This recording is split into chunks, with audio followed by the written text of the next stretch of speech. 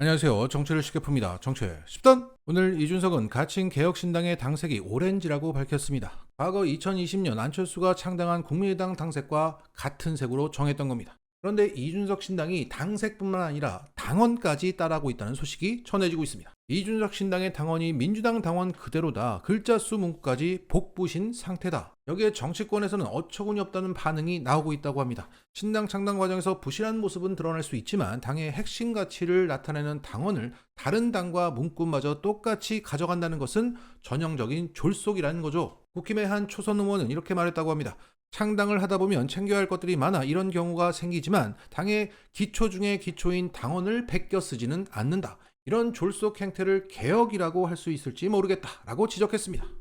일리가 있습니다. 어제 한동훈은 국힘에게 총선 공약이 많다는 의미로 국민 택배 정책 배송이라는 퍼포먼스를 했습니다. 그런데 알고 보니까 그 택배 컨셉은 과거 문재인 캠프에서 진행을 했던 것입니다. 입으로는 매번 민주당과 다르다고 말하는데 따라할 것은 따라하나 봅니다.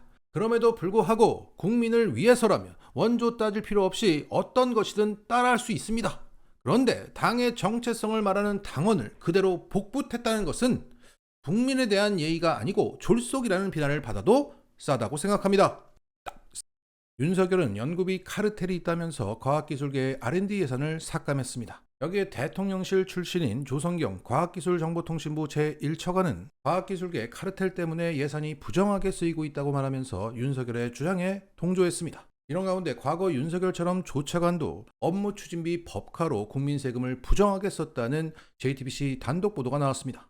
조차관은 법카로 고급 한식집이나 자택 인근의 고깃집 등에서 20-30만 원씩 결제를 한 내역들이 있는데 그 내역을 사후 작성하는 과정에서 원래 단둘이 갔으면서 여러 명이 간 것으로 꾸며서 1인당 3만 원 규정을 지킨 것처럼 조작을 했던 겁니다. 예를 들어 이런 거죠. 1인당 10만 원짜리 코스 요리밖에 팔지 않는 곳에서 26만 원을 법카로 결제했으면서 9명이 갔다고 작성했던 겁니다. 그리고 조차관은 도곡동 자택 근처에서 법카를 많이 긁었는데 110g의 등심 98,000원, 안심 12만원짜리 소고기 전문점에서 21만원을 결제합니다. 그리고 나서 6명이 갔다고 했던 겁니다. 그래서 기자가 이렇게 되면 거기서 미역국밖에 먹을 수 없는데 진짜냐고 물었던 겁니다. 이와 똑같은 사례가 집 근처 고급 고깃집, 중국집, 스시집, 제과점에서 일어났습니다. 그런데 더 큰 문제는 이에 대한 조차관의 해명마저 거짓이었던 겁니다. 조차관은 같은 브랜드의 식당이지만 비싼 곳이 있고 싼 곳이 있다. 나는 싼 곳을 갔다고 해명했는데 영수증을 확인해 보니 비싼 곳을 갔던 겁니다. 그리고 연구 현장에 전문가들과 식사를 했다고 적어놨기 때문에 기자가 이렇게 물었습니다. 그들은 대부분 조차관의 집 근처가 아니라 대덕단지 등 멀리 근무하지 않느냐? 그랬더니 조차관은 이쪽 근처에 계시는 분들과 같이 만났다. 운전하는 주무관님이 있었는데 늦게까지 운전하게 기다리는 게 저는 싫었어요. 제가 기후위기나 에너지에 관심이 많기 때문에 차를 계속 오래 타거나 이런 거 별로 적합하지 않다. 해명이 신박합니다. 같이 식사한 사람들의 명수를 뻥튀기 하기 위해서 말도 안 되는 해명을 늘어놓았던 겁니다. 여기에 JTBC는 더 정확한 취재를 위해서 해당 음식점의 정확한 주소와 참석자 등 구체적인 정보를 조차관에게 요청했지만 받을 수 없었다고 합니다. 과학계 카르텔을 운운했다가 과학적인 유탄을 맞는 모양새입니다. 한동훈은 검찰 영수증이 휘발됐다고 해도 그냥 넘어가고 원희룡은 오마카세 먹고 카드깡해도 그만이고 법원이 대통령실 특활비 수의계약 내역을 공개하라고 해도 조용합니다. 반면 이재명 대표 배우자 김혜경 씨의 경우 자신의 밥값은 본인이 결제하고 나머지 참석자의 밥값 78,000원을 법카로 결제했다고 압수수색 128번의 사람이 죽어나가고 난립니다. 그리고 이재명 대표가 자신의 샌드위치에 야채 곱빼기 시켰다고 내부 폭로가 나왔다며 추가 기소를 운운하고 있는 상황입니다.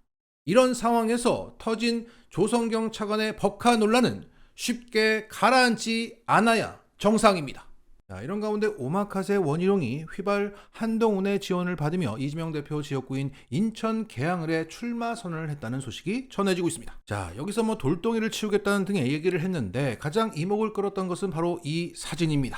한동훈과 원희룡이 포옹을 하고 뭔가를 얘기하는 것 같은데 여기서 원희룡의 그 기회주의적인 면모가 잘 드러나는 표정이 잡혔던 겁니다. 그리고 오늘도 한동훈 지지자들이 이 자리에 몰렸고 마치 대선 운동을 하는 것 같은 장면이 연출되었습니다. 결국 윤석열과 김건희는 뒤에 숨어버리고 대신 한동훈이 전면에 나서서 심판 여론을 잠재우겠다는 것인데, 그것은 국민을 개돼지로 본다는 거죠. 이런 상황을 오늘 홍익표 민주당 원내대표가 제대로 짚으면서 통렬하게 일갈을 했고, 선거제 관련해서 매우 중요한 발언을 했습니다. 사실상 병립형으로 갈 것이라고 말한 것과 진배 없는 발언이었습니다. 1월의 절반이 지났는데 아직 대통령의 신년 기자회견도 열리지 않고 있습니다. 대통령이 국민께 한 해의 국정 운영 방향을 설명하고 현안에 대한 생각을 밝히는 것은 대통령의 의무이자 국민의 알 권리입니다. 그러나 윤석열 대통령은 2년 연속 신년 기자회견을 열지 않고 올해는 잘 짜여진 각본으로 본인이 하고 싶은 이야기만 하고 사라지는 행사만 소화하고 있습니다. 대선 당시 김종인 위원장이 윤석열 대통령에게 해달라는 대로 연기만 잘하면 선거는 승리할 수 있다는 조언을 이제 와서 실천하는 것 같습니다. 대통령실 홈페이지를 본인 사진으로 도배하며 광폭 행보를 보였던 김건희 여사도 한 달 넘게 모습을 드러내지 않고 있습니다. 대통령 부부가 모두 사라져버린 것은 대통령실과 여당의 선거 전략으로 보입니다.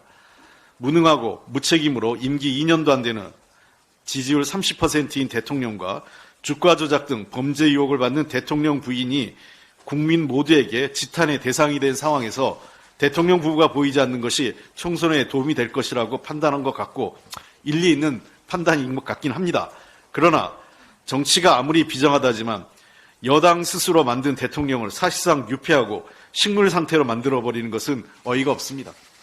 무엇보다 잠깐 눈에서 사라지면 잘못도 없어지고 국민도 속을 것이라는 꼼수는 국민에게 비웃음만 사고 있습니다.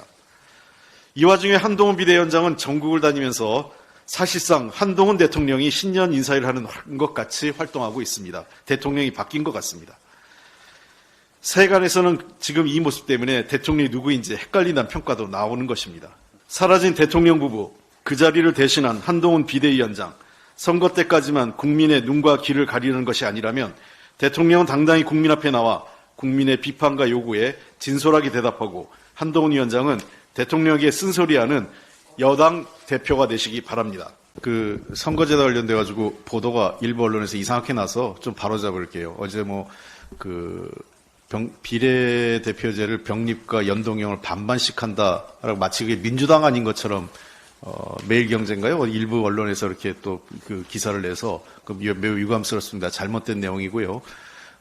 그 안은 정개특위 간사하고 정개특위 일부 위원들이 그 안에 대해서 내부적으로 협의를 해서 양당 원내대표한테 그 건의를 하겠다고 해서 제가 만약에 국민의힘에서 그 안을 긍정적으로 검토하겠다고 받아들이겠다면 나도 논의해보겠다 이런 얘기를 했고 실제 어제 오찬장에서 윤재욱 원내대표하고 상의한 결과 윤재욱 원내대표는 연동형의 일부라도 받을 수 없다고 해서 그러면 우리도 더 이상 논의할 게 없다. 그러니까 민주당이 제안한 안이 아니라 정개특위에서 위성정당을 방지하고 협의해 볼 수 있는 안이 아니냐 해서 정개특위의 여야 간사와 일부 위원들께서 절충안을 한번 만들어서 양당 원내대표에 제안했던 내용이다라고 바로 잡겠습니다. 민주당 안이 아닙니다. 이상입니다.